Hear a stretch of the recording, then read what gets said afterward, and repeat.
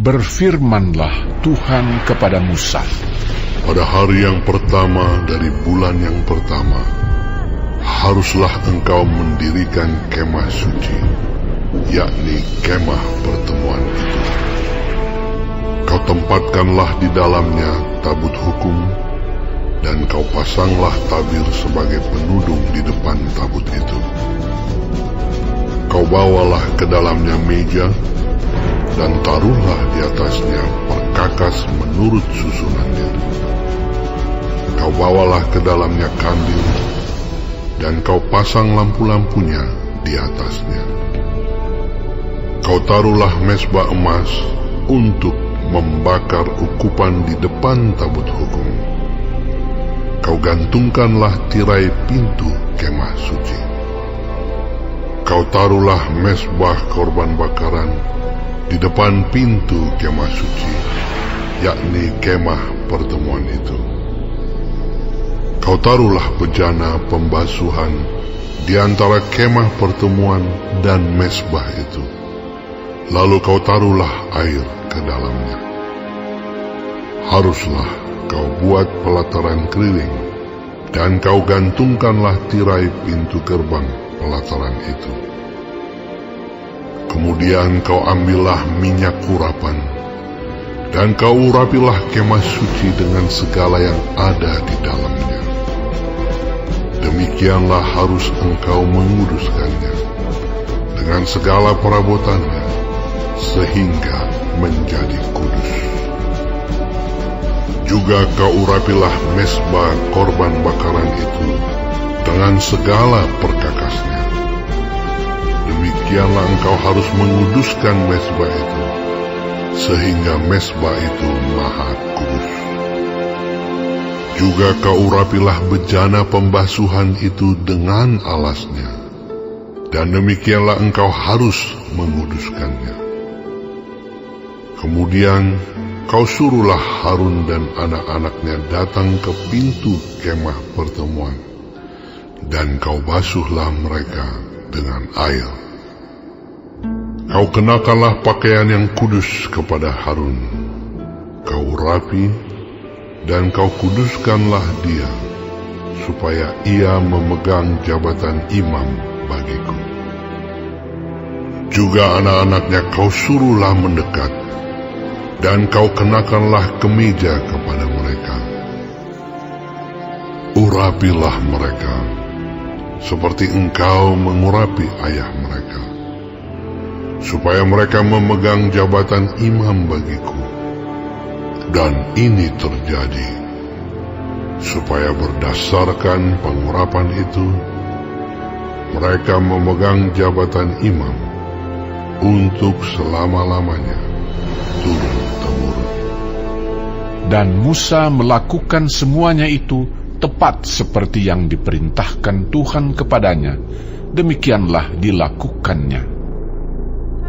Dan terjadilah dalam bulan yang pertama, tahun yang kedua, pada tanggal 1 bulan itu, maka didirikanlah kemah suci. Musa mendirikan kemah suci itu, dipasangnyalah alas-alasnya, ditaruhnya papan-papannya, dipasangnya kayu-kayu lintangnya, dan didirikannya tiang-tiangnya. Dikembangkannyalah atap kemah yang menudungi kemah suci, dan diletakkannya tudung kemah di atasnya, seperti yang diperintahkan Tuhan kepada Musa.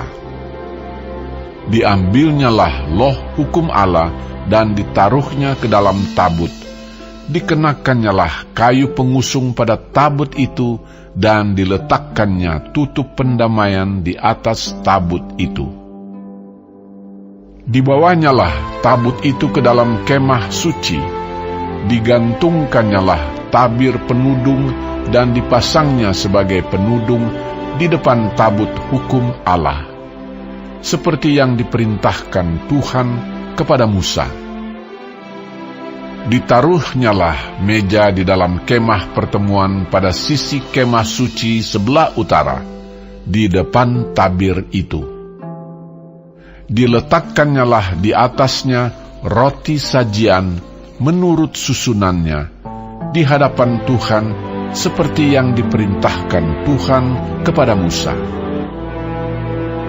Ditempatkannya kandil di dalam kemah pertemuan berhadapan dengan meja itu pada sisi kemah suci sebelah selatan. Dipasangnyalah lampu-lampu di atasnya di hadapan Tuhan, seperti yang diperintahkan Tuhan kepada Musa. Ditempatkannya mezbah emas di dalam kemah pertemuan di depan tabir itu. Dibakarnyalah di atasnya ukupan dari wangi-wangian seperti yang diperintahkan Tuhan kepada Musa. Digantungkannyalah tirai pintu kemah suci.